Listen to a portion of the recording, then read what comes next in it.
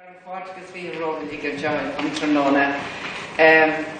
have to be totally honest, and I've told Tom that I have to be totally honest. I was overtaken by him one night on the phone that took 1 hour. So I know very little about you, Tom, except that you obviously have a certain reputation in this country. So anyway, I'm not going to make any secret of it. I was very impressed with your enthusiasm to start with. And I said, how could you turn down a guy like that? I mean, you absolutely kept me on the phone, told him it wasn't going to cost me anything, etc., etc. And of course, I love not to have any costs when it comes to things with Síamsa Sráide. However... So I'm a great negotiator, is that what you're saying? No, you speak after me, please. I absolutely was taken by him, his enthusiasm, number one. The fact that he had relations by the name of Shields out in Mayo, whom I hold in very high regard myself personally. And that was probably the most reasonable reason why I wanted you, Tom. You know, I mean, I knew nothing about you. I did a bit of research about you afterwards, and thereby lies a tale. You'll know by him, you know, he's very enthusiastic. However, I personally, on my own level, have come from a family who have done a huge amount of work on our own genealogy. And like, for instance, say, my father's family were evicted out of South Armagh in 1796 and arrived in Mayo in Westwood. So, and were spread around the county as well. And we had a family reunion about 8 years ago, and I see my sister in the audience. She'll correct me because she's always much more precise than I am. 1990. Was it, yes? Of course. It'll show you how young I am, you know. Anyway, we had a family reunion at which we had practically 460 people at it from all over the world. We first and second, all types of cousins, very close relations. So I was very enthusiastic when Tom Purdy rang me, Tom, and I want to thank you and welcome you especially here today. And LJ as well, yeah. Lovely having you both. And there's something, a novelty about him that appealed to me. And we also have a very good genealogy society here in Swinford and in East Mayo, and I'm glad to see so many of you here today as well. And after this talk, we're going to have a workshop, trace your ancestry here in the hotel as well, and Myra Philbin will be involved with that. She's the name that has been given to me here.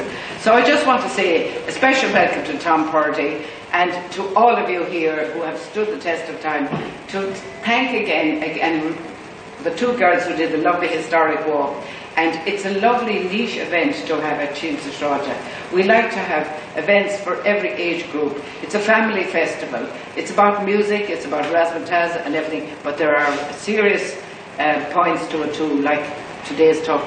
And delighted to welcome you here this evening, Tom. All right, thank you. Thank you very much.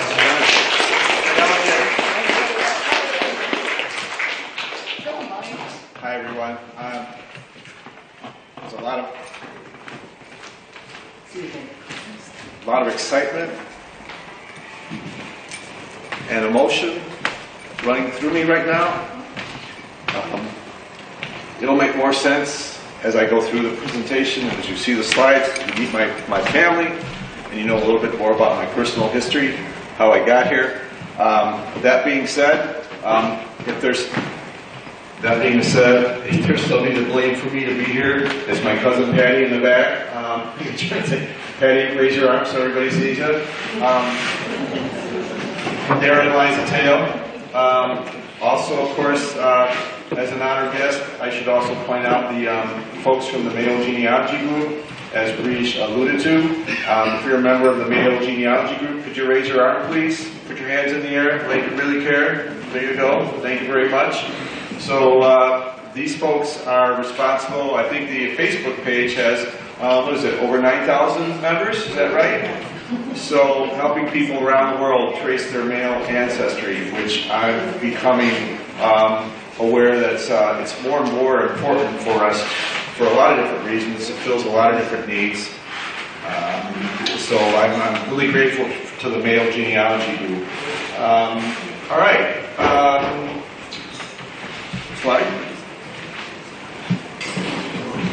So, More shields. the Shields. Oh, yeah, here are the Shields coming in late. All right, that's all right. We must be related.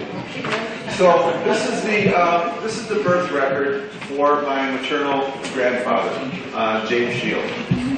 Shield landholder, and Mary Shield DeGallen was his wife's maiden name. Clinician, not too far from here. Anybody here in the audience know how many kilometers it is? 4. About 4? Okay, good. We've driven through it, but I got kind of thrown off because there were a lot of black cats walking around on the street that day, and it kind of spooked me. Remember that, Teresa?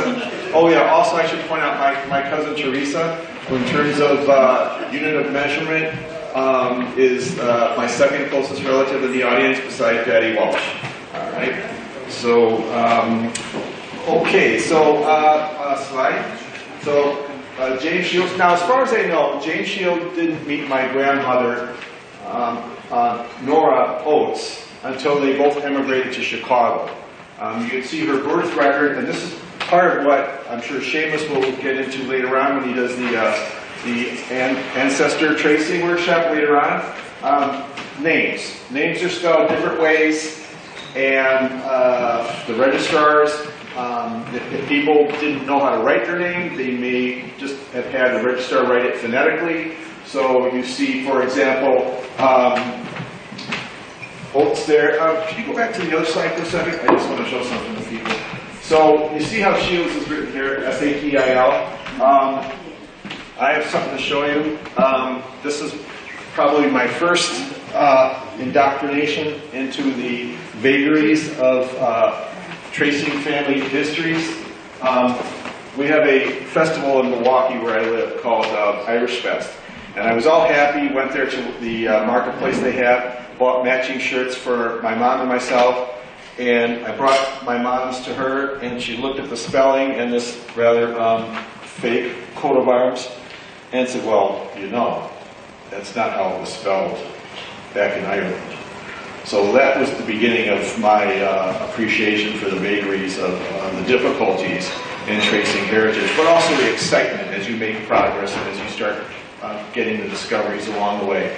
But as a lot of the people from the genealogy group may tell you, when you start tracing your ancestors, you have to be prepared for surprises.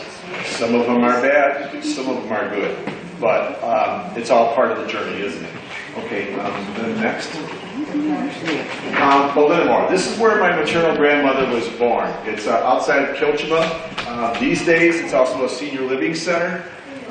It was sold to a religious order by the Ormsby family in the early part of the last century.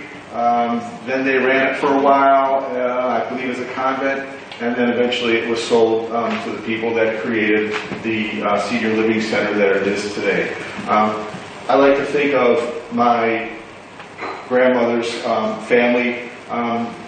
You know, my great-grandfather was a herdsman on the estate, which I understand was a skilled position in Ireland, because if you were the herdsman for the estate, you were managing the livestock, and that's how the estate made its money and paid its taxes and things like that. I like to think of my grandmother and her siblings running around chasing chickens, whatever they did there to grow up. This is the stone cottage.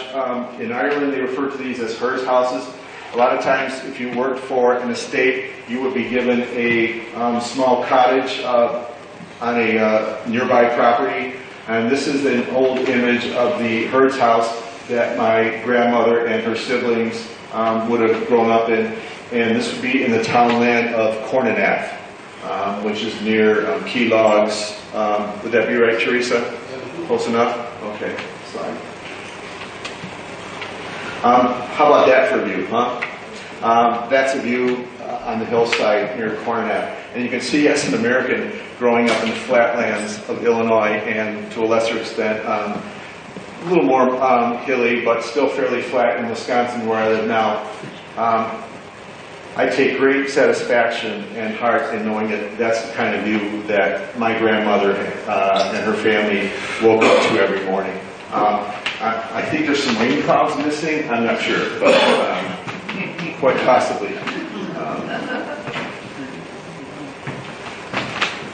This is where things started getting interesting for me. I talk about surprises when you start doing family research, some good, some bad. To me, this is a good research. I don't think there's a way you can zoom in on this slide, is there? Sure. Top left. Is it working? Yeah, it's good. You see up here, eggs? Yes. Now, this is from the Foxford Great Exposition of 1895. A very important exposition for this area at the time, because people were still trying to recover from the Great Famine of 1847 to 1852. So the exposition, much like we would have, say, a county fair or a state fair, which was to promote agriculture business and just tourism and things like that to help improve the economy. So they had this great exposition in Foxford. And you can see it here under eggs. For the best dozen hen eggs, white, 19 entries, and you see first prize, Mary Oates, Ballinamore. That would be my grandmother's sister. And then you down here, best dozen hen eggs, colored, 8 entries, first prize, and then you get down here, you see Catherine Oates, or Katie Oates, as we know of her later on. To me, seeing that news clipping, that changed the way I looked at eggs. And so now when I look at eggs, and I'm a foodie, I like to cook, I like to make messes in the kitchen, preferably Irish messes if I get Irish ingredients. I don't look at eggs the same way as I used to. So beautiful eggs here in Ireland. This one, I'm not sure about this one. This one must be corn-fed. But yeah, I don't look at eggs the same way.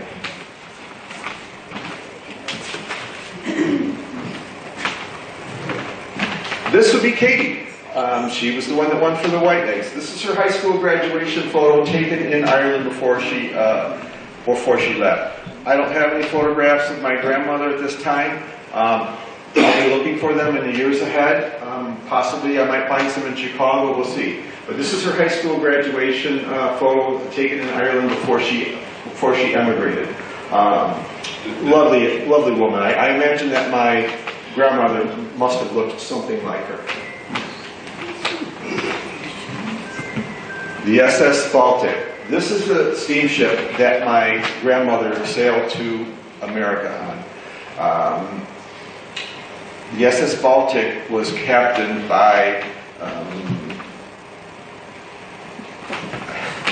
the same captain that was the captain of the SS Baltic, captained a ship. Does anybody know 6 years from now, the same captain on this ship captained another ship that sailed out of Cove Harbor to America 6 years later? Anybody know what ship I'm thinking of? Thank you. And do you know the name of the captain? John Smith. John Smith, same captain as the SS Baltic. So I like to think that he did a really good job that night. And look at this. You see some of these faces. So as I started getting more interested in genealogy, I made a promise to my mom before she passed in 2019 that I would get in touch with my Irish heritage and make contact with my Irish family. One of the first things that what I did when I came over was I got involved with these folks that I had met through Patty of the Mayo genealogy group. We had a nice meetup in Kilchima at the Killaydan Hotel. Same owners as this property. We had a poetry night, so we read some nice poems, had a good meetup, and that was the beginning of how I started getting more engaged. This is the passenger list for the ship, the SS Baltic. And for those of you who may do ancestor work, or you maybe have American American cousins that will do it. You can go to the Bureau of Archives organized by the U.S. government, and you can get the records, the immigration records from Ellis Island, and that's where my grandmother she came into America from Ellis Island, and you can see her right here, Nora Oates. See, by then, it wasn't even being called Honor anymore. It was Nora, and her destination, Chicago, and these were the people she was staying with. Sister, Katie Oates. So Katie Oates, kind of a big figure in my thinking, my way of thinking, because she sponsored multiple people. I know there's also help. I should give some credit to the parish priest of Kilchma at the time, because typically what he would do, and if you get a chance, go to the Kilchma Museum. It's the old railway station there. You'll have to book an appointment. Patty, are they still doing it where you've got to book a time? Ring them up? Yeah. So ring them up. It's by appointment only, and you'll get into the museum, and they have some records, including parish records. The parish priest back in the day, this was 1906, he would lend people money with the understanding, of course, that they would pay it back, and he would write a letter. He'd like to hear back from the people that emigrated to America. And the other thing that happened back then, this was very touching to me, is they would have what's called an American wake. An American wake is when you knew somebody was going to immigrate, when the family was going to, as a rite of passage, transition, when somebody was going to emigrate to America, they would have a party. You know what wakes are, you know what funerals are, and so it would be kind of a bittersweet celebration.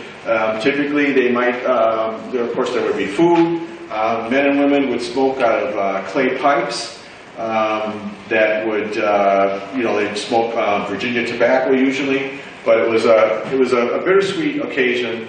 And then, of course, then people would go off to America. So when I hear about these American wakes, I contrast those with a traditional Irish wake, where things are a little bit more somber, and then you get some of the local superstitions involved, where people are covering mirrors because they don't want evil spirits to take anybody else onto the other side just yet.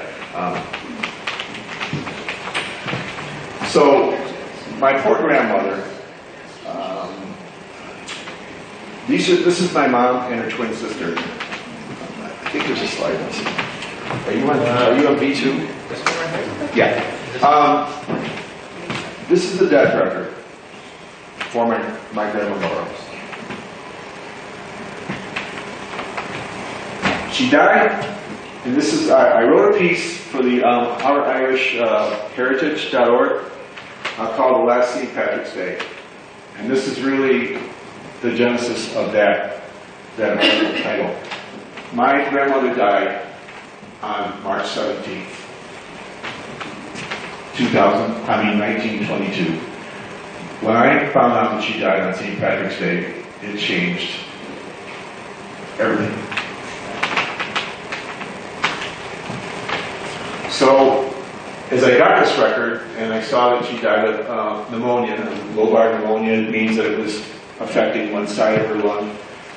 And Bernie, you might know more about this than me as a medical professional in the audience, but she also was 5 months pregnant, so that meant my mom would have had a sibling. My understanding is it was a girl. Now, that resonates with me for another reason, which we'll get to later, but this is what changed my perspective on St. Patrick's Day forever. So no tomfoolery on St. Patrick's Day for me anymore. I think another term for it is, no offense, Patty, patty whackery or something like that, I think is a negative term that they ascribe to Americans that indulge in that kind of silliness. Slide. So, we'll go back to the one of the young kids. So, my mom and her twin sister Dorothy, Dorothy was born first, which she did like to remind people of. They were orphaned at 18 months old. My maternal grandfather, James Shields, tried to raise them on his own, but found it too difficult as a single parent in Chicago to earn a living and raise his daughters. There was other family in the area, but the social services people wouldn't let them raise the twins because they already had they already had a large number of children themselves. So they were put in into a they were put up into a they were basically raised in an orphanage, in a Catholic orphanage. But look at those poor girls, huh?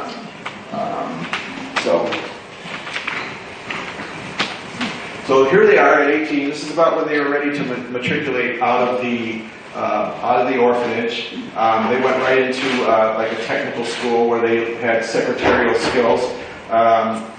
I don't know how many of you ever learned shorthand, but my mom and my aunt were both really good at shorthand.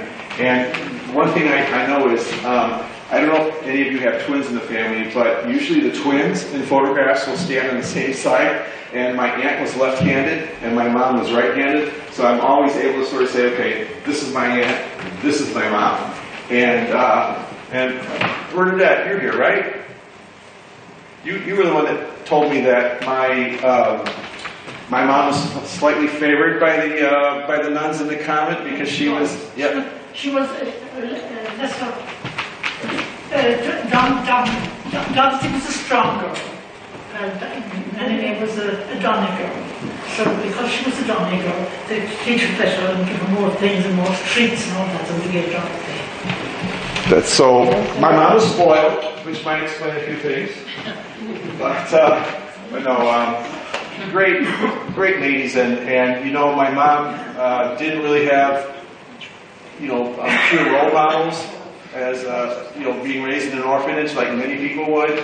But you can see I turned out all right so far, didn't I? I know it's early yet in the presentation, but okay, slide. This is my mom and my dad on their wedding day. Frank Purdy. My mom liked to think that he had Irish heritage in him as well, but the Purdys go back to pre-revolutionary days in America. In fact, one of my father's ancestors lent his house to George Washington as military headquarters at the start of the Revolutionary War.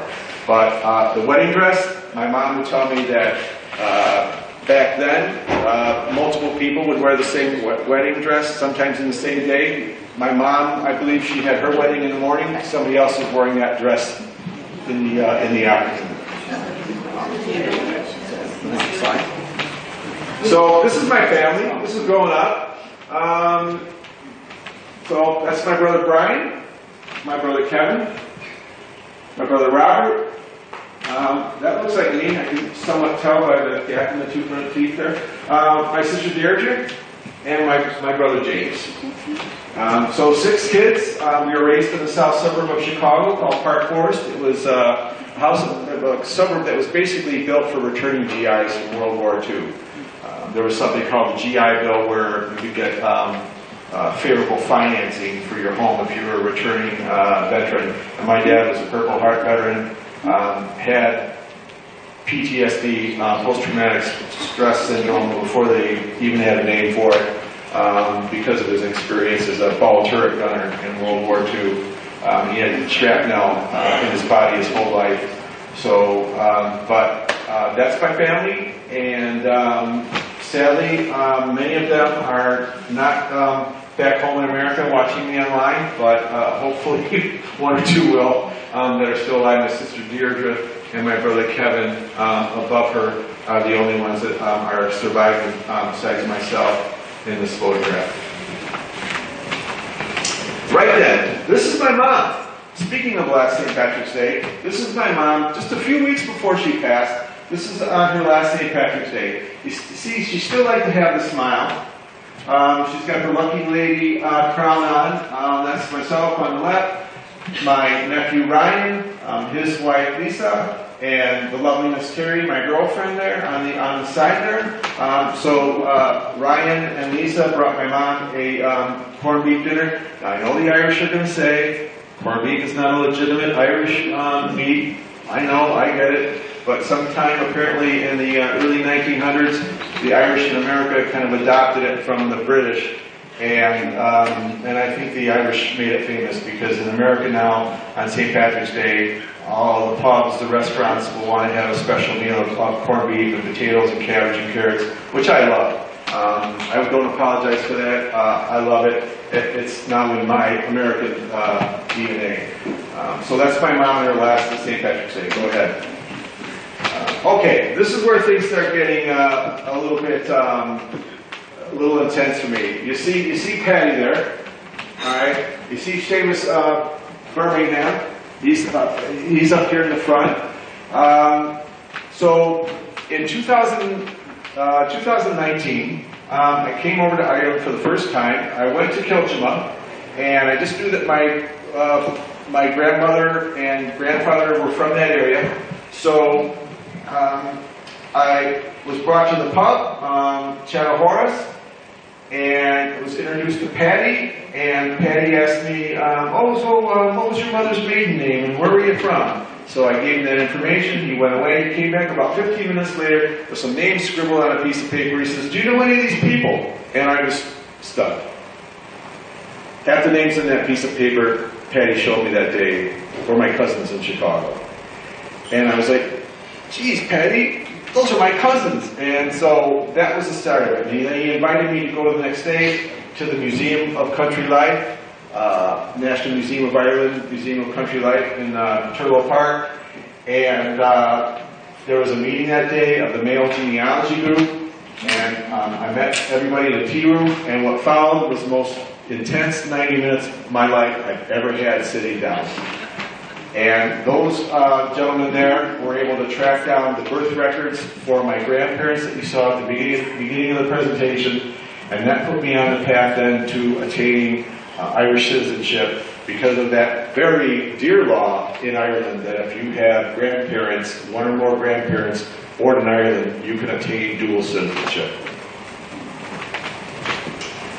This is the story I wrote that started tracking some of that information and my journey, if you will, tracking my Irish heritage. It's a great website, ourishheritage.org.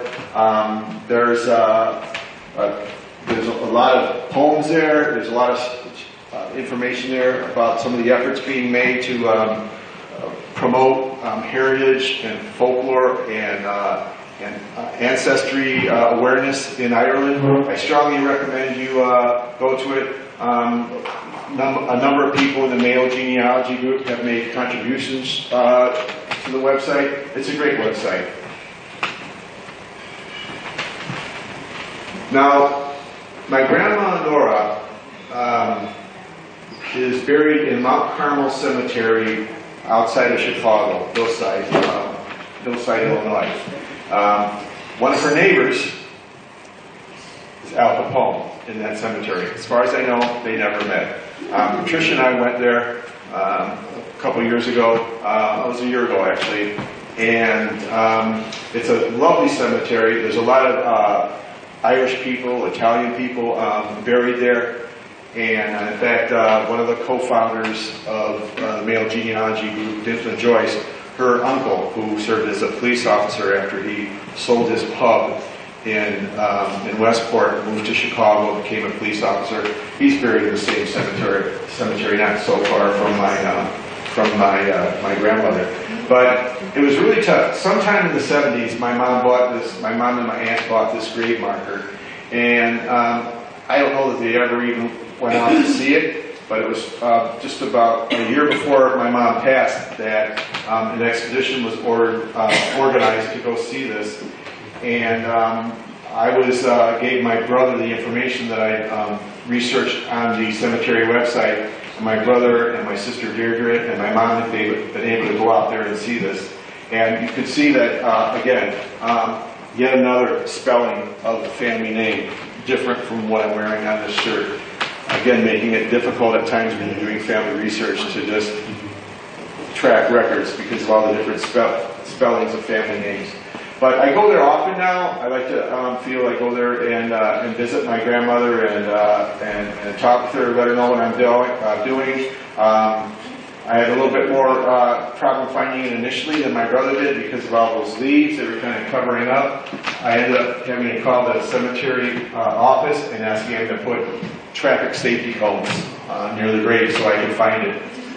So that's what we did there. And that cup that you see there, that I may or may not have drank a little Jameson in when I was visiting my grandmother, that coffee cup now, which has a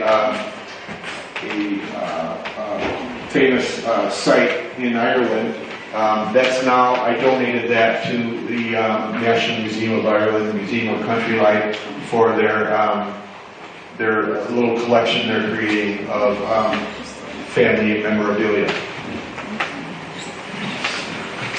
Right. We talked about family research. We talked about finding out more about your ancestors. At the behest and urging of my friends in the Mayo genealogy group, during the pandemic, we started a Zoom chat that we would have every Wednesday, just a way to kind of keep people connected, because here in Ireland, right, you couldn't go, was it 2 or 3 kilometers from your house? 2?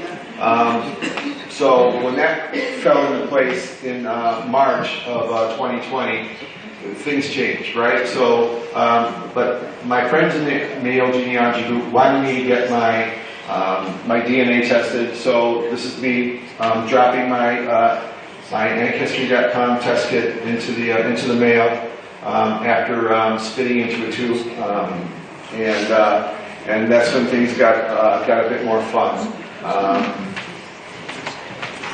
One of the things I did, for example, I'm back to the coordinate slide. One of the things that I did was tell everybody that, okay, whoever's my closest relative in the genealogy group, I would give 50 euros to next time I was in Ireland.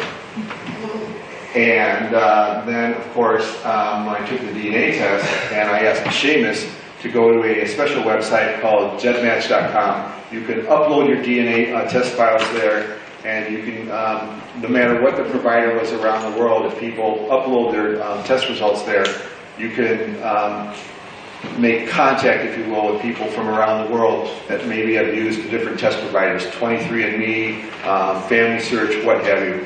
And then you can make connections with your Irish kids, your fellow diasporans from around the world. So that's me mailing my kit. And the little surprise for me was when I got back my test results and Seamus did the big reveal on one of our Zoom chats, was that bloke that walked up to me in the pub that night in Kilchma, Paddy Walsh. He was my closest cousin. And then Teresa, as I mentioned earlier, was second behind him. In a unit of measurement called centimorgans. Go ahead. Just correct you on one thing. I thought you told me it was 100 euros. 100 euros off. Well, I split it then, didn't I? Huh? I gave 50 to Teresa, and I gave 50 to Patty. So help, breach. Okay, slide. So okay, Cornette, go to the next slide. So near Cornette, which was that nice vista that you saw momentarily ago, after we Dipna, myself, and Teresa paid a visit to the owners of the property where my grandmother grew up. We were going up to N5 back towards Castlebar, and Teresa says, oh, there's church ruins up there, and they think unbaptized babies are buried up there. It's a clean. And I didn't know what that was. In America, routinely, there's not many buildings that are over 100 years old. This is an ancient church. They think it was made between the 13th and 15th century. Is that right, Teresa? Right? 13th century? Okay. So it goes by a number of different names. If you go into the Ordnance Survey, it's a Karadakeen church. Also, it goes by Naka Temple, which is the name of the townland in the area. Church of St. Kieran, and also Temple Sam. So a lot of different names, not quite as complicated as family names, but complicated enough. But here's the thing you need to know, and this is where you get some of that, you start introducing that idea of sadness into your family research. For many years, the Catholic Church would not allow unbaptized babies and strangers, if you were from out of town and they didn't know if you were baptized or not, they wouldn't allow unbaptized babies to be buried in church cemeteries because the feeling was that you would somehow, that baby might, the soul of that baby might pollute or whatever, impact the souls of babies that were baptized.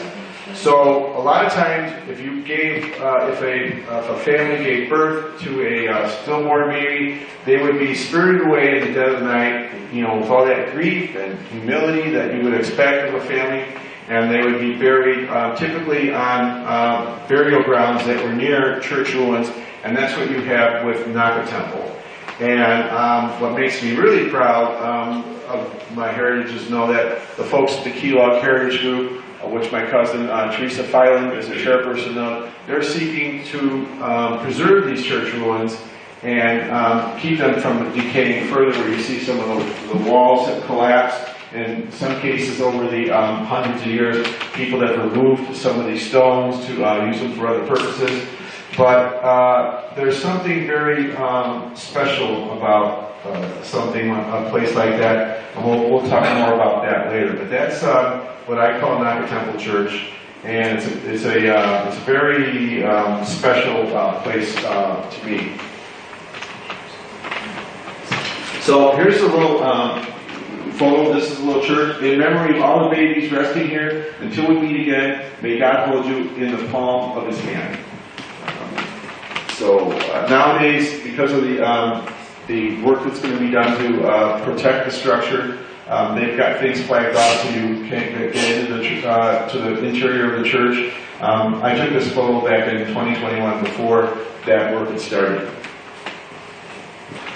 So what Teresa and I thought we would do back last year is we thought we would hold an event where we would rededicate the church.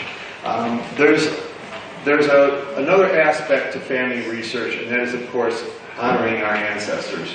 So knowing that we had a lot of babies here over 100 years or more that were buried here, we thought we would hold the type of wake, the type of services that they would never have been able to get when they were born, or family members never would have been able to give them.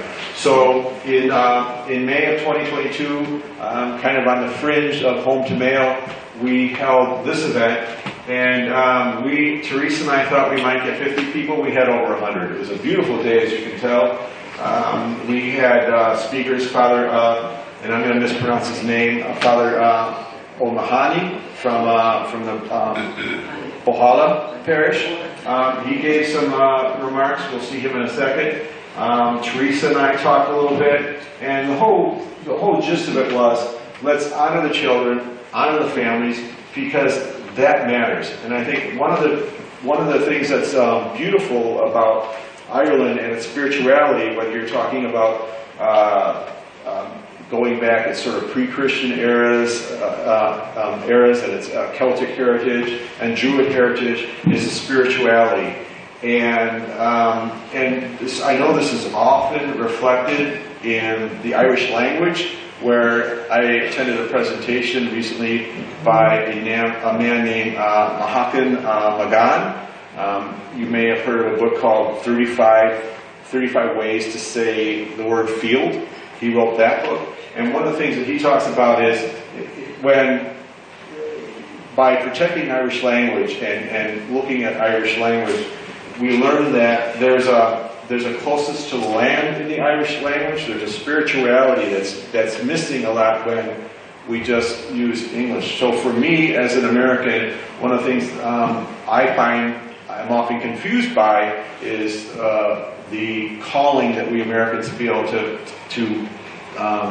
become more familiar with something that's bigger than ourselves, our Irishness in this case, and our heritage, and things like Naka Temple Church and the families that are represented there.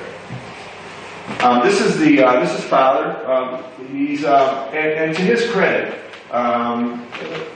probably one of the most. Look, I went to Catholic school, in my grade school, and it was hard to get us to stay focused during during any kind of gospel reading or anything like that. But Father Mahani, how am I doing in that pronunciation? Oh, Mahani. We could get a choir going here, couldn't we? What he talked about, he said he did not agree with the practices of that time. And he said, surely when those babies died and they passed, God took them in his arms and greeted them and treated them with the love and care that he would have treated anybody else. So a beautiful way to help with the healing process, I believe, the Father showed that day. Okay, so now, how do I get in touch with my Irishness when I'm in Milwaukee? Well, we have a very large music festival that happens in August. In fact, I'm flying back on the first day of it, August 17th, Milwaukee Irish Fest. And it's going for years. I think it's like in its 30-something year now, 35th year. And a lot of Irish talent comes over. In fact, our cab driver that brought LJ and I over here, Mr. McNulty, his son is playing in a band called Boxing Banjos, and they're going to play at Milwaukee Irish Fest in a couple of weeks. So, and I met the former ambassador to the United States, Daniel Mulhall, there. In fact, we met, and I was so impressed by his presentation, especially the way he handled the question and answers, as you can imagine. An ambassador from Ireland to America could face some difficult questions. He handled everything with grace and candor.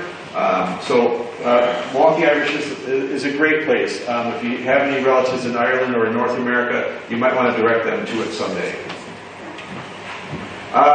One of the other ways I look to try to get in touch with my Irishness and support my Irishness and give back is donating blood.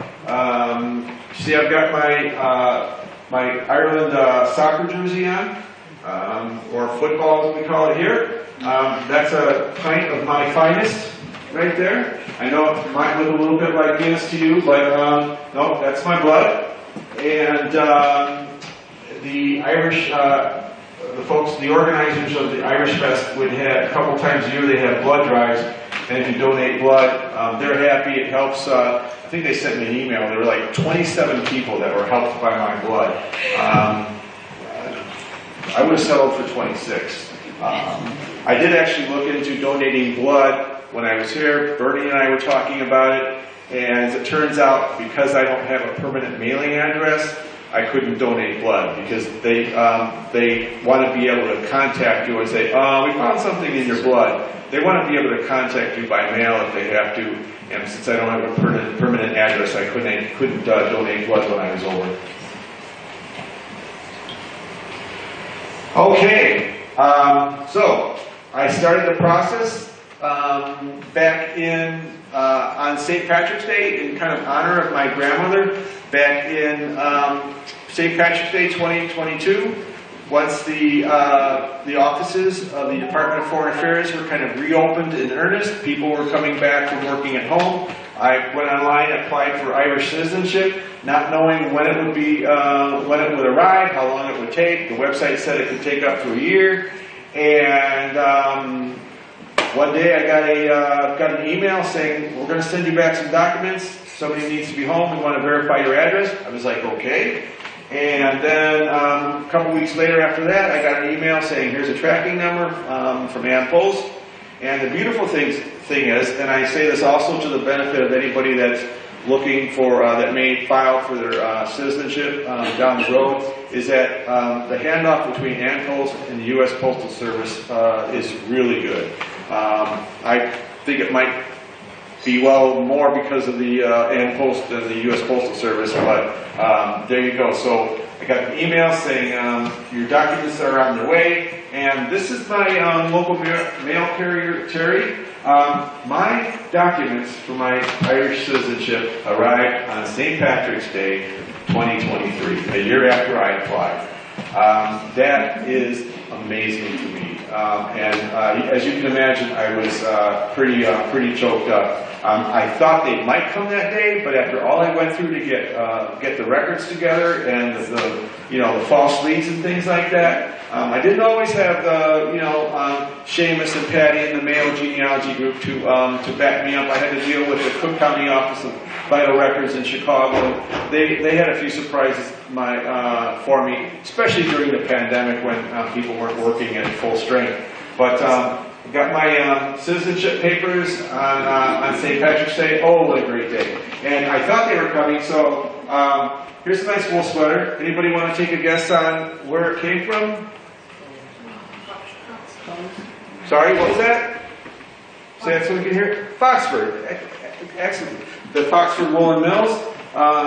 We made a pilgrimage up there, Patricia and I. And for me, the thing that was so meaningful about that was, remember at the beginning of the presentation we talked about the Foxford Great Exposition of 1895? In part, that was meant to also help promote Providence Woolen Mills. I might be making an error on that name, but the Providence Mills was the forerunner of the Foxford Mills, and the important part of that Providence Mills was basically started by women that wanted to have create an income for themselves.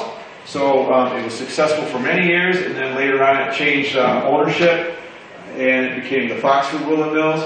But for me to wear that sweater kind of harmonizes and resonates with my family history going back to 1895 and my grandmother's sisters winning that egg contest. So a lot of great journeys along the way. This is the actual citizenship papers themselves. What a great day. Just amazing. So I did, later on that day, apply for my Irish passport, which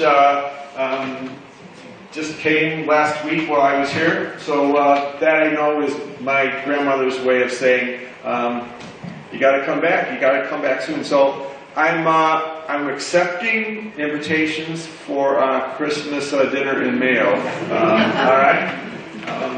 Next. So we talk about the Irish diaspora. My grandmother's sister Katie, who we showed at the beginning, this is her grandson Frank Camp and his family. So much as I'm Nora Oates-Shue's grandson, this is Katie Oates' grandson, and his family out there in California. He's a great guy, and I'm happy to say that he's been a big supporter of my efforts, and sent me these lovely photographs, and sent me the photograph of his grandmother in her high school graduation dress, which you saw earlier. All right. We talked about Meet the Diaspora. We know that, look, it's not all about the Americans, right? We know that the other countries received and benefited from Irish immigrants, Canada certainly, and Australia. This is our friend Carmel Maccabee. She lives in the Melbourne, Australia area. And we're going to play a little audio clip. Sorry, that's Melbourne, but it's all good. So we're going to play a little audio clip from her. Carmel, if you're watching there in Australia, I hope you recognize yourself. Go ahead. Microphone. We're going to play the audio from the computer speakers just into the microphone. So I hope it's audible. Thank you for inviting me to participate in this event, celebrating the creativity and the resilience of the Irish community. My name is Carmel Maccabee and I'm from Melbourne, Australia. And my connection to Mayo and indeed Ireland originates from all my ancestors, from my great-grandmother back, emigrating from this island. My Mayo, Vahi and Clark families from the townland of Carrigaratha near Bellabari. My McMenamins and Cormacks from Bellolt in Donegal. My Baron and Darmody lies from Nina and Tipperary. My convict ancestor Jeremiah Baran from Palace Green in County Limerick. And my Constantine and Reagan lineage from Kilkeshan in County Clare. The trauma of departure to Australia from those individuals, whatever the reasoning, is well understood and honoured. My ancestors' lives were shaped in Irish communities similar to Swinford, and through biology and DNA strands has left a profound and critical imprint on me and generations of my family. Irishness is worn on our sleeves for all who can acknowledge that fellowship. I gravitate to fellow supporters, and I gladly and indeed willfully spend my energy in their measure. I can't get enough Irishness to support and connect me, to feel safe and protected in a shared perspective. This yearning has drawn me to visit Ireland 11 times. In 2017, I studied a Certificate of History and Geological Methods at the University of Limerick, and in 2018, I studied a Master of Arts in History of Family, also at UL. The gravity to leave a footprint of my connection to Ireland and the gratitude I hold of my ancestors remembering is something I can never deny. This land has a pull, a strength and a magnetism that travels far beyond the romanticised and stunning beauty of this environment. Michael D. Higgins, when speaking on oppression, said, "We Irish as a nation have colonisation, liberation, hunger and migration at the heart of our Irish historical experience." Irish history and Irish experience are embedded in the greater diaspora, and that richness, although tenuous at times, is forever strong, ironclad and deeply cherished. Acknowledgement of my Irishness, however, takes many forms. A very ethereal knowing, which encompasses my senses and emotions, is in the stories, the music, the song and dance, or in the word. The world shares Irish homegrown performers and literary geniuses and welcomes them into their own Antipodean pedigree and culture. This recognized and acknowledgement is crucial and life-affirming. In Melbourne, my connection to my Irishness has practical implications, such as my 40-year search for vital records and accurate genealogy. DNA research of recent times adds to that project, further connecting to welcome individuals into my family, an ongoing project finding kin that share a significant or a minuscule bond and union. They all hold critical implications as to who I am and who my Irish forebears were. My committee work on the Irish Ancestry Discussion Circle of the Geological Society of Victoria allows me to arrange presentations and speakers at regular meetings, but more importantly, it understands the need for engagement and participation of members in this forum. Whether on a virtual platform or in person, the reach to connect remains strong and valid. The association and connection of these diaspora relate to our familiar sense of custom, to nuance, to ways of behaviour and an empathy that has its basis of understanding in our shared Irish imprint. My Irishness is part of my soul. I recognise it and respect it. I feel the calling of my ancestors daily, and in that nourishment, I thrive. So that was that's a lovely contribution. I think when I was doing my research, there was one mass emigration of Irish women to Australia. I think it was called the Earl Grey Project. That was something that it's a 6-month journey by ship to Australia. Very different than the experience of people that sail from Cove Harbour or Queenstown Harbour to New York. But one thing she mentioned there, she mentioned convicts, and that makes me think of something here. Yeah. Is that you? Is that you on this guard's notice? Yeah, that's you, right? Nicking those apples from that orchard? Is it? Yeah. All right. Well, there is an Irish word for recidivism. I don't quite know what it is, but in case you did show up, I thought maybe I'd keep you out of jail. I brought these for you. All right. There you go, Sean. And Sean, when you pick strawberries, don't eat more when you're in the fields than when you take home. All right? Don't think I haven't heard about you. Tom, one question. Sure. Now that you mentioned robbers, who's the patron saint of robbers? I don't know who. Sean? No. St. Nick. St. Nick. Oh, yeah, there you go. That's where the word comes from, your Nick. All right. Okay, Sean, eat well, my friend. Newest member of the Diaspora. This is my grandson, Elias Princeton Purdy. He was just born 2 weeks ago. 2 weeks ago today, or 2 weeks ago yesterday. And just look at the look on his face. You know, when I talk about Irish spirituality and what's lost, one of the things that's lost is this sense of that there's other worlds and there's different kingdoms and things like that. And I look at his face and I think he may be thinking about his 3 older sisters, but maybe not. I wrote a poem in his honor. I'm going to go ahead and read it. I haven't shared this with many people yet. So this poem is called On the Occasion of the Birth of My Grandson. My just born grandson lifts his eyelids, gives his new world a sidelong glance, and wonders, what is this place that wakes me from my mystic journey? He might well have been content to be the dancer or the dance, the movement or the music, in the realm that lies between his side and my kiss. But he is here, arriving early by earthly accounts, eager, I hope, to sort us out, bestow the wisdom we see in the lack.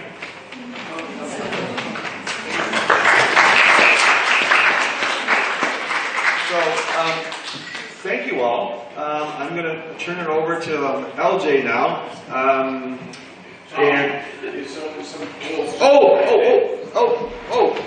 Sorry, Patty, you got something for me?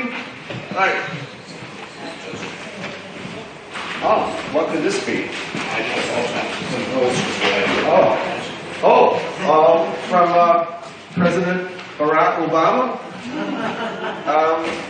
I think he's late, and President Joe Biden. Let's see who these are.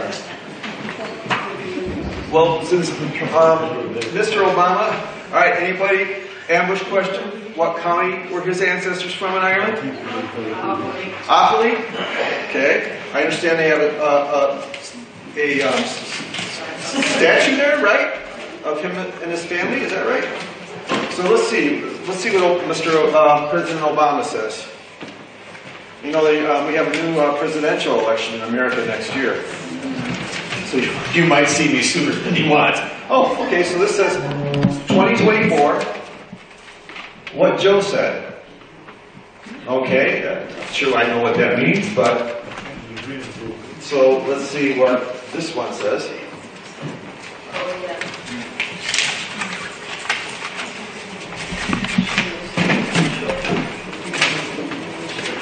Oh, okay. This one says, I think we've heard this before, 2024, Mayo for Sam. Thanks everybody, I'm going to turn it over to LJ now.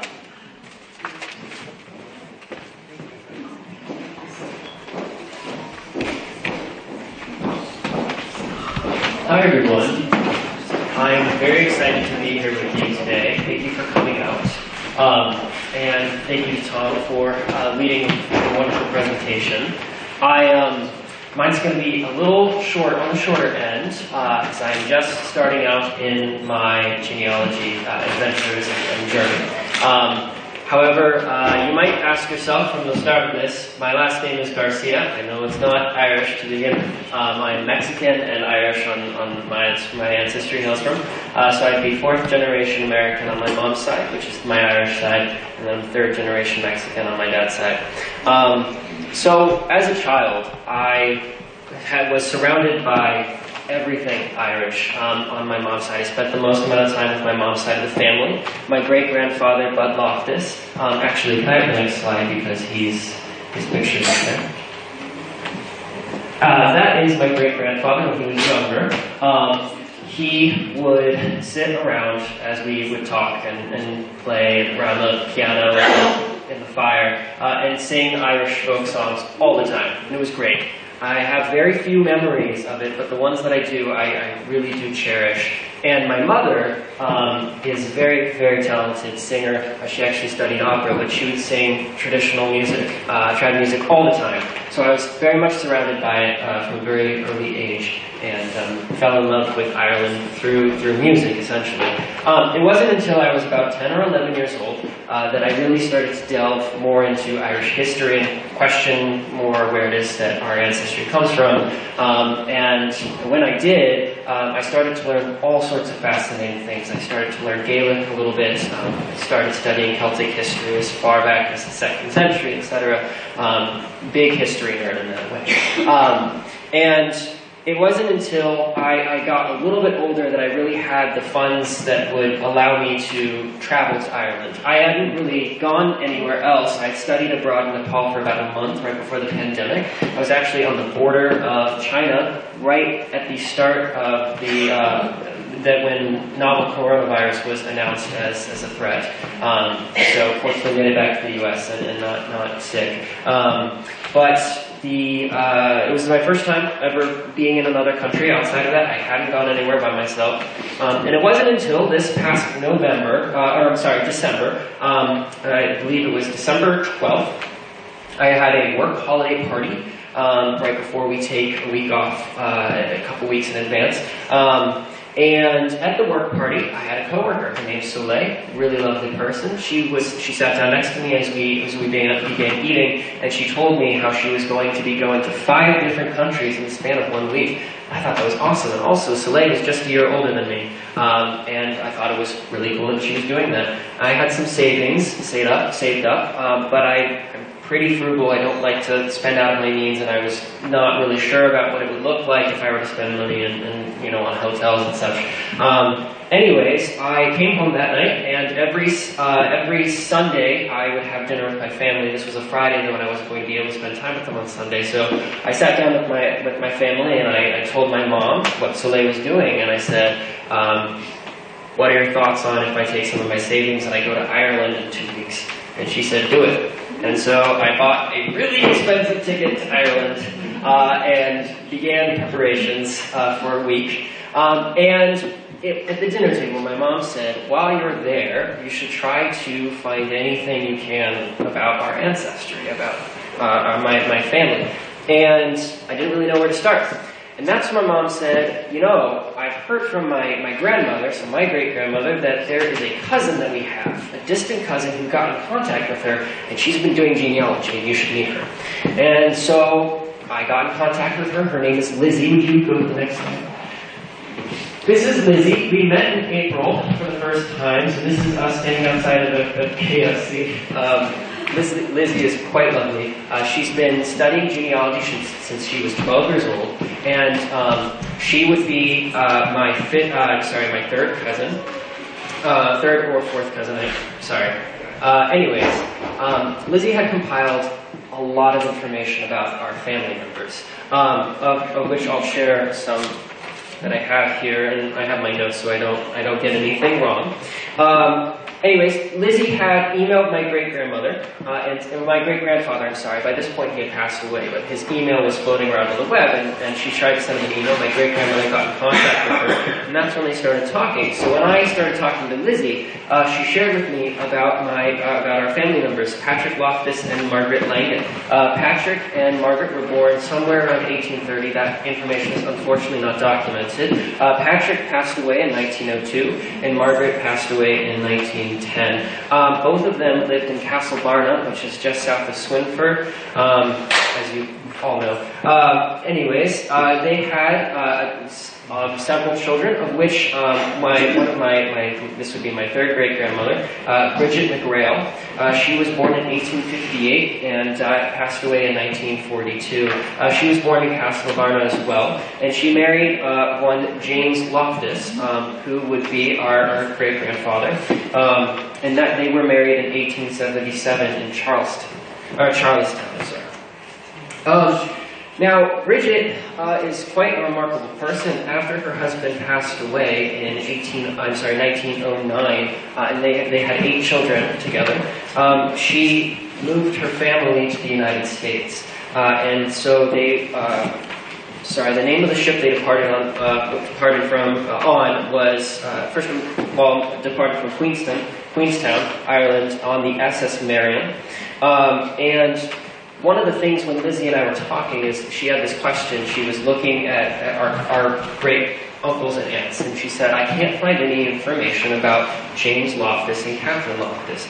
James was born, I believe, in 1888, and Catherine would have been born in 1899. There was no information about them, however, that we could find documented. However, on the ship's manifesto, Bridget, who only spoke Gaelic and unfortunately did not know how to read or write, they had requested that whomever was managing the ship's log to write a note about how she was leaving her 2 children in Ireland. It wasn't until after I had come to Ireland and then after I had met Lizzie in person, we started talking some more, that we realized there were some medical records, and unfortunately both of those children passed away very, very young. And she was honoring them as she departed for the United States by writing about them in the ship's manifesto. So they arrived in Philadelphia. They departed on March 3rd, 1911. They arrived in Philadelphia on April 10th. And she had 2 other children who were already in the United States. Their names were Mary and Debbie. They both married brothers. I'm sorry, I'm not quite sure how to pronounce this name. It's spelled M-A-C-H-A-C-H-Y. Looks like Makahi, and Michael Lavin. So do correct me if you know how to... Malachi. I'm sorry? Malachi. Malachi? That's who you pronounce it? Okay, perfect. And Michael Lavin. Anyways, would you go to the next slide? So a week before, unfortunately we couldn't call, it was 2 weeks, I booked my ticket on a Sunday, and on a Friday, and I couldn't talk to Lizzie after I got in contact with her until a couple email exchanges, so it wasn't until the Sunday before the Friday that I left for Ireland that I was able to talk with her, so I really had no idea what I was looking for. And then she sends me this email after we called, we had an hour-long phone call. She said, I'm going to send you 2 adventures. And she sent me this email, and it's massive. Everything I could possibly want was listed in this email. She had outlined 2 different projects to try and go and achieve. The first was to go and visit the land where our family comes from, and unfortunately it's very dull here. These are truly, these are supposed to be lines here. Unfortunately you can't see it, but I'll reference this map instead. Anyways, she had very little information about where the plot of land came from. She was able to find out the plot, though, a plot of land where my great-grandparents, my 4th great-grandparents would have farmed on. And she gave me this map to it, and so I planned a trip with her, helping me to come from Castlebar and make my way to Swinford and go to Castlebar. And so the land was right here. It's a little segment right here. Just north of St. Joseph's Church. Anyways, I had no idea how to get there, though. I unfortunately am 23, and you need to be 25 to rent a car. And also, I don't know if I would trust myself driving a car, just for a number of reasons. But I planned out my week by starting in Dublin. I stayed in Dublin a day, and then I went to Galway, spent a couple days in Galway, went to the Iron Islands, and biked across, and it was amazing. And I would spend the last half of my week in Mayo. When I finally got to Mayo, I had no idea how to get to Castlebar because I was asking a lot of people. Not a lot of people really knew where it was. And then it was, as I was looking online, the bus situation to get there seemed like I could take a bus into Swinford, but then it was still 10 miles to the house, and then I couldn't walk 10 miles. It's a really far away to walk. I couldn't run it. It was a little out of shape right now. Anyways, I was very nervous. I got to the hotel. I was staying at the Ellison, and I just decided, I was going to go and talk to whomever and try to find out some information. So I ended up speaking to the very lovely secretary who was working at the front desk. Her name is Therese. Turns out, later on, I found out that we are 5th cousins, which is phenomenal.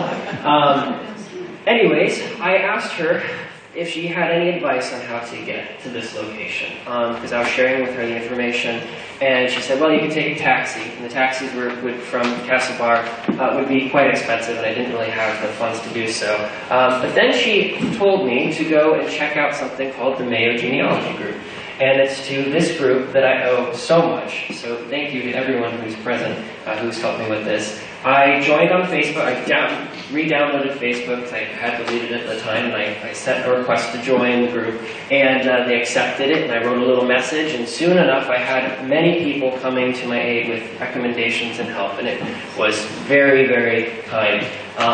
And by that point then I had my route planned out. I would take a bus to Swinford, I would be able to get a taxi from Swinford, and then I'd walk, start at the cemetery, which is actually somewhere around, yeah, right here, and then I would walk from there to the plot of land, and then knock on whomever's door it was and say hi. And so I did.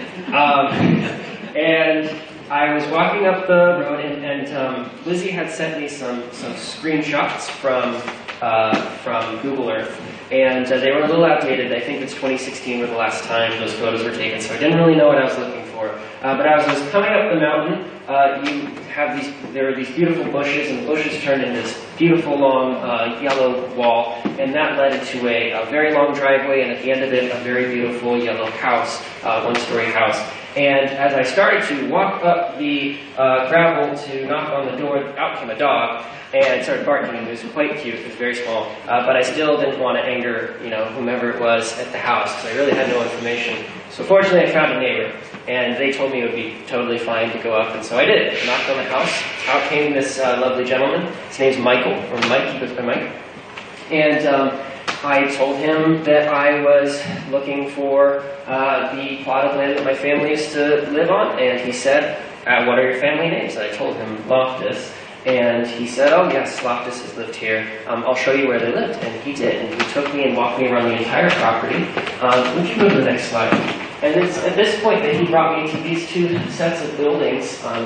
This would have been the house where my fourth great grandparents lived in, fourth and fifth great grandparents, and then this would have been the stable for livestock.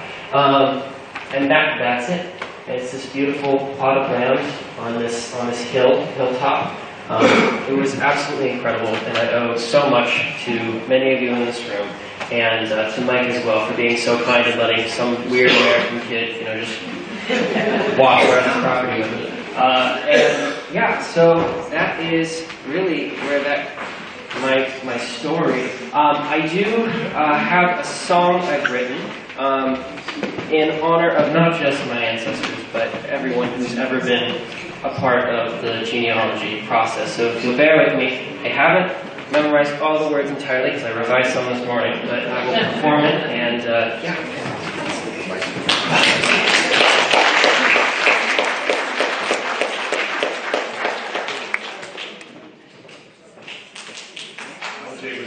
Warmed up for this. He was sitting in with the locals, playing their guitar, and this is a kind of a hybrid instrument, right? You call it a ukulele or something? So it's a ukulele. It's a baritone ukulele. So it's tuned to. Sorry.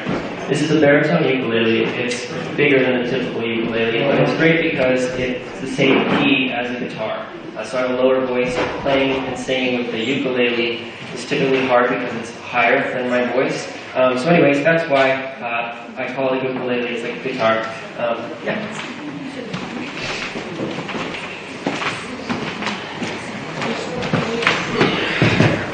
Just sing this without the mic then, or do you want me to? I think I can project, but if it's too quiet, then we can use the mic. And I'll stand by.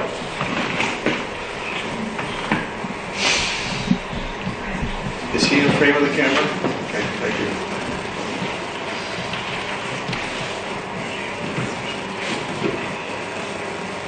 Bear with me for one moment. Apologies. I was lucky to get him out of the pub last night. Some of the local ladies were after him. There were, he was getting more than one sheet of paper slipped his way, trust me.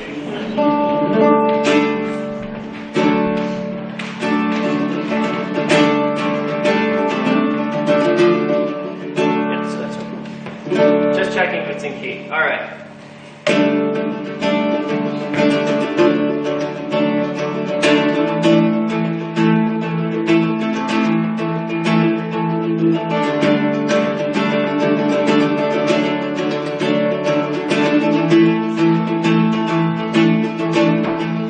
Oh, atmospheric glow.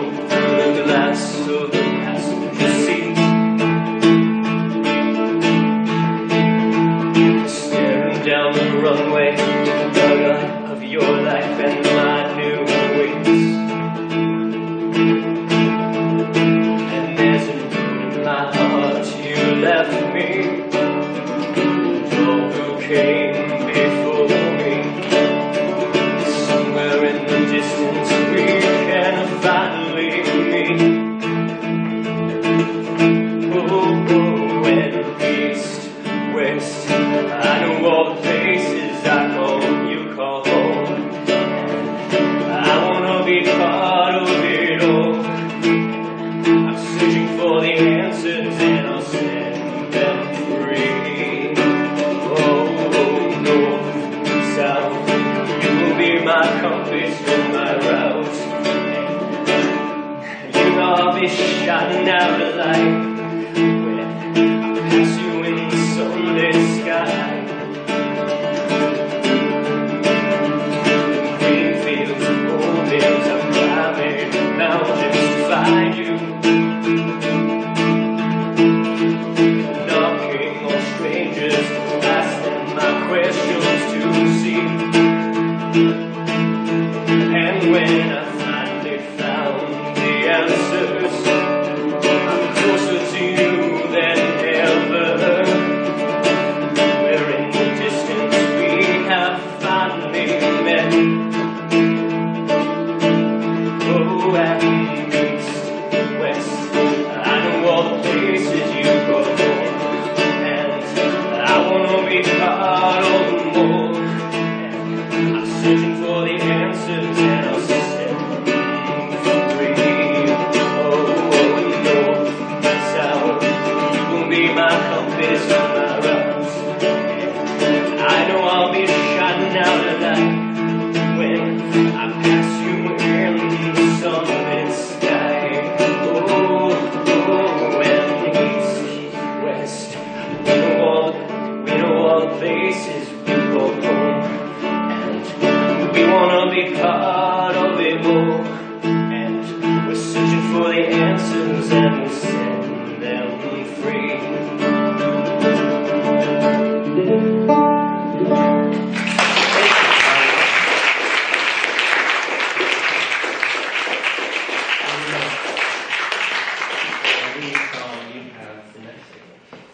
Well, we're going to do, we want to have some time for question and answers. Any questions for LJ and myself? I've got a question for you. Who thinks they might be my cousin? All right, I got a few here. All right, sorry for your troubles. Tom, look this way. Seamus? Question from LJ. You mentioned Charlestown, 1870. I'm sorry, yes. What was the dates again? The dates for their marriage? Yeah? 1877. 1877. Yes. And was it a Loftus that married over there, or was it the name of the people? I have the name of the priest. No, forget about the priest. Okay. The people. The people, yes. So it would have been, Bridget McGrail and Patrick Loftus. And they got married in Charlestown. Yes. Okay, so she may have been working over there too. That's possible. And when they give a place where the bride comes from, they usually get them married in the bride's parish. You know, so that way, but if she was working in Charlestown, that would be classed that she could get married there. So, but it would, on the circuit gives where she came from, doesn't it? It does, yes. So if we could find that, because as it turned out, I have the church records here with me today. Right now? Oh. Yeah. That would be amazing. And we'll have a look and we'll see what we can find out. I would love that. And we'll look up on that. Thank you.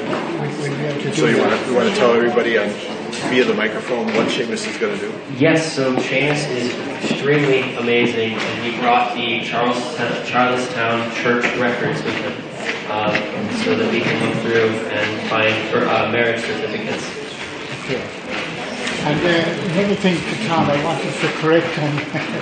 when you were talking about unbaptized children being buried, they had to be buried in unconsecrated ground, but there's nothing necessarily unconsecrated as such. They always put something down as a marker.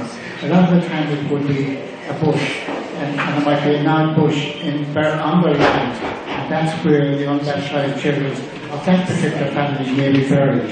And we would also refer to that as a scant bush. You know, it's just a bush on its own. So that's what that was done.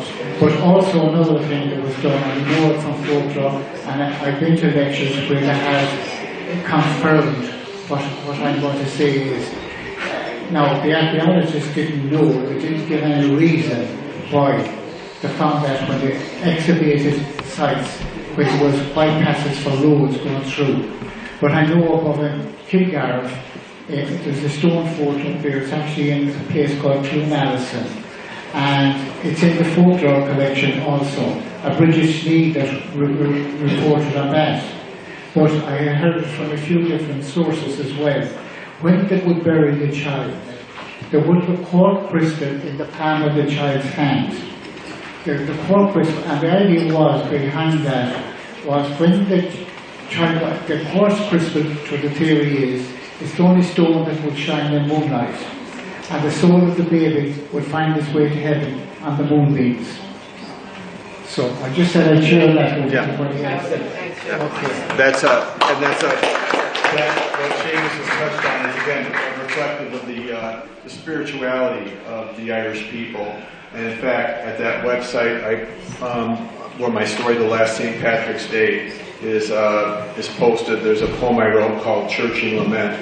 If you get a chance, go look that up, and that touches on what Seamus talked about, the idea that quartz crystals were put in the palms of the baby's hand so that at night the moonbeams would reflect off the quartz and light a pathway to heaven. And oftentimes, if you're in Achill Island and you'll go to the cemetery, you'll see rose quartz embedded in tombstones and in the walls to, again, light pathways of heaven. In this case, I think people that were baptized. Any more questions for us?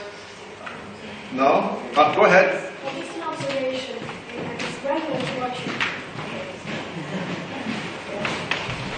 Just an observation, and it's relevant to this talk or means that in Swinford now we have a butterfly garden which remembers all these babies, past and present. And we're so grateful to the young people, mainly all young people who have actually created this garden. So a butterfly garden, that reminds me of one of the very neat projects I heard about was called the Schools Project. Was that right, Seamus? If you go to the University College of Dublin website, there's something called the Schools Project, where you can look at little essays that school children wrote decades ago. In fact, Mary Ellen's mom, she has entries in the schools collection, which is just beautiful to see what your mother wrote. And in Mary Ellen's case, these are writings that Mary Ellen's mother was never able to share with her. But because of the efforts of archivists around the country of Ireland, some of this information is being saved. And I know Seamus is involved in an archival project as well. Any more questions or points of information?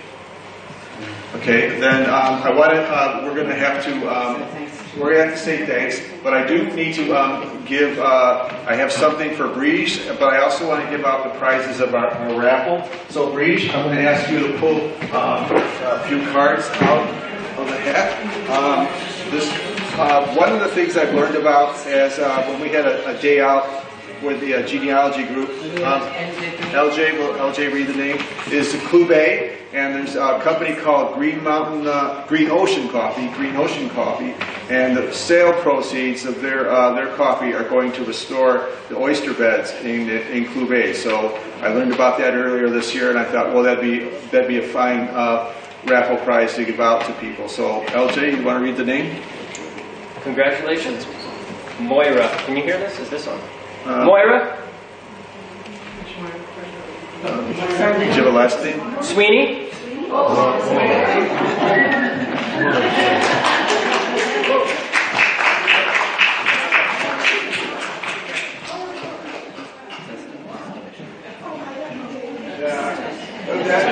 You'll get jacked up on caffeine and then chase butterflies in the butterfly garden, right? All right, and another name then?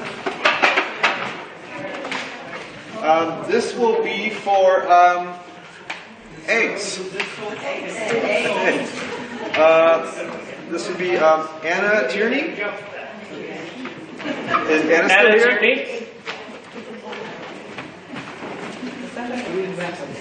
Yep. Anna, now I took the alien, I'm taking alien out of there because this is diaspora, but not alien diaspora.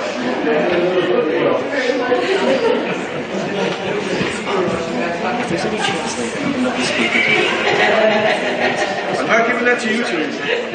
All right. So we have one more present, one more raffle present. Now, we talked before about American wakes and the tradition in Irish wakes of people smoking out of clay pipes. And we know that, like, for example, one of the things I found out when I was looking at the ruins of my grandmother's cottage there at Cornernap was I found this pipe, which has the number 43 on it, which there was a Irish patriot in 1840. 1840-ish, there was something called the Repeal Act. What he was basically trying to do was going around the country trying to get people motivated peacefully to create awareness that they wanted, the Irish Parliament had been stopped and, you know, all the Irish government affairs were being moved to England, and he wanted to kind of repeal that. So it was called, I think, the Repeal Movement. So I found this 43 clay pipe in the window area of my grandmother's cottage. So I thought, well, a clay pipe would be a great way to honor her and bring that idea home. So go ahead with the name. Patrick O'Doherty. Patrick? Did I pronounce it incorrectly? Yeah, correct. How do you do it? Correct. I'm sorry.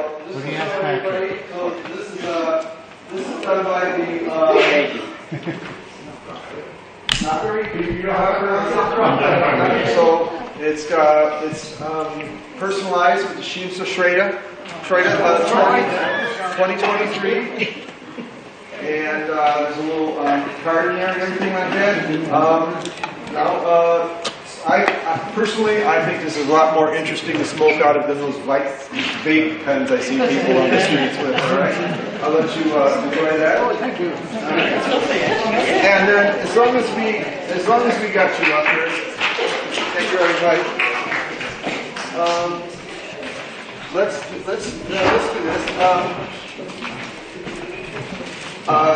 Breege, on behalf of LJ, myself, and Carmel, we'd like to present you with this. This is a framed clay pipe. It has the personalization of the fest, and it also has Meet the Diaspora. So you can hang that on your wall for all your hard efforts. I know how hard it is to get volunteers these days, and I know with the passing of one of your members.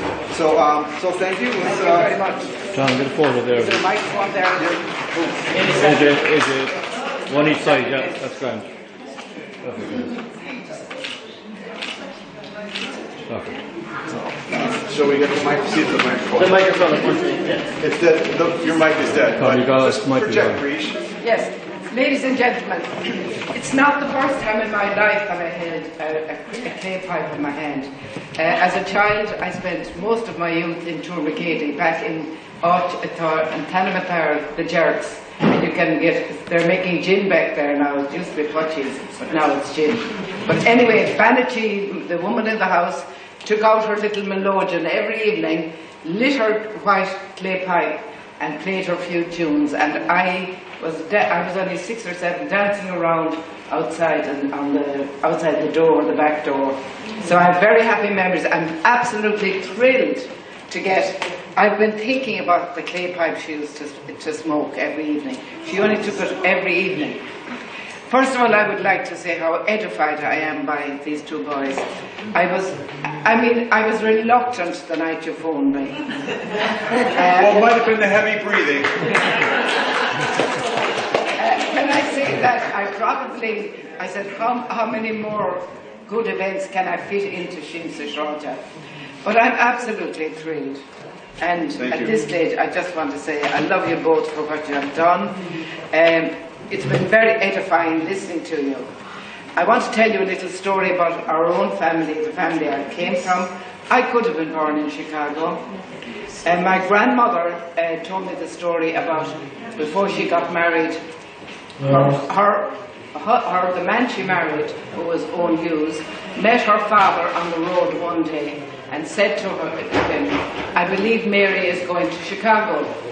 And he said, yes, he said she has her ticket bought and everything to go to Chicago. And he said, well, do you think would she change her mind? My grandfather said to his father-in-law to me, do you think would she change her mind and marry me? And he had gone to school with her. They had both gone to school together.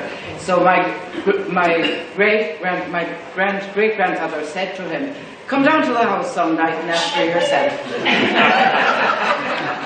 So he went down, he went into the kitchen, a modest little cottage on a beautiful lake, and he asked her there in the kitchen, and she turned around and handed her ticket to her sister. And I'm like you, I'm a bit sentimental about it, and a little bit sad in a way, because 3 of her sisters went to Chicago, and I was very fortunate to have met 2 of them when I was a young girl myself and traveled to Chicago to meet them. They were absolutely lovely people, but they never got over leaving Ireland. Subsequently, I had an opportunity to stay in Chicago myself. I had a boyfriend there, but after spending a month there, I just said, God, I'd rather be driving between Kilchmock and Swinford. Sorry about that. Oh, it's all right. But the real stories, but I was heard, the one person who could, the reason you convinced me was, when you phoned me that night, that during the year I had been awarded an honorary present of a medal for work I was doing for the Diaspora. But that's beside the point. That's easy to do in Swinford because half the world is Swinford Diaspora. But I also heard that you were related to a very good friend of mine, Detta Shields, and people like that, and I was absolutely delighted to have you. And I believe, I'd say you have a lot more relations around than you realise. So you like her? Well, how come she hasn't invited me over for tea? She's a fantastic character, but I want to thank everybody who came here this evening. It's a new initiative for Síamsa Sráide, and a very interesting one, I think. We'll have loads of people. I think we could just have a week of this alone. Thank you very much. Thank you guys, everybody, for coming.